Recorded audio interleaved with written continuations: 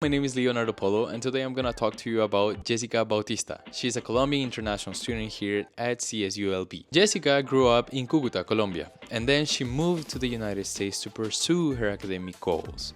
She started in New York, studying in an English program, and then she moved here to California to pursue her master's degree. She has professional experience back in Colombia and also here in America, and that's why she knows the cultural differences in the business area. Some practices in Colombia have to do a lot with how their culture is. Colombia has a centralized economy, which means that most of the economic development lies in two major cities in Colombia, Medellin and Bogota. This happened due to immigration from the rural areas to the urban areas. And this immigration generated what's called a formal and informal culture in the business area. Some of the formal aspects of the Colombian society are that they work a lot on punctuality, and also they respect seniority.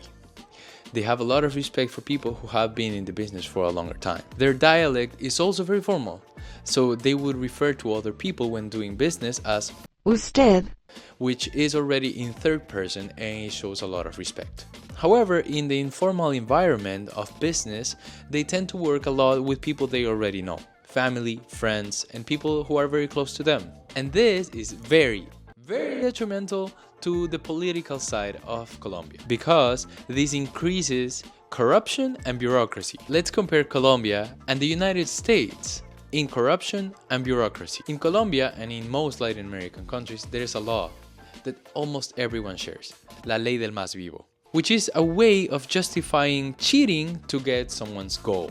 And as she mentioned, if you want to be as formal as you can be, it would take years for someone to start a business. And this is because there's a lot of regulations and paperwork related to starting a business.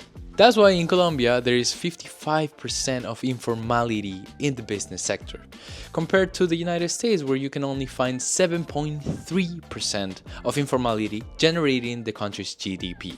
And this happens because there's a lot of regulations and paperwork that people have to go through to start a business. Now, let's relate the class's concepts to Colombia.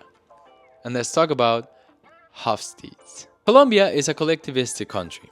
Also, they have a high power distance between people. And even though it's a low-income society, they are not savers overall. Most of them have to live paycheck to paycheck to survive every month. And that's why they have a short-term culture. And they try to avoid as much as they can uncertainty. And all of these four categories are completely different to the Hofstede assessment done to the US culture. Finally, even though there are a lot of differences between the Colombian culture and the US culture, not everything is different. Actually, Latin America is very influenced by the US trends. And even though they are different, they influence each other. Thank you very much for listening to this assessment done to the Colombian culture. And I want to thank our interviewee, Yessica Bautista, who has a very insightful opinion on how business and her culture is back in Colombia. Thank you very much, and I'll see you in the next one.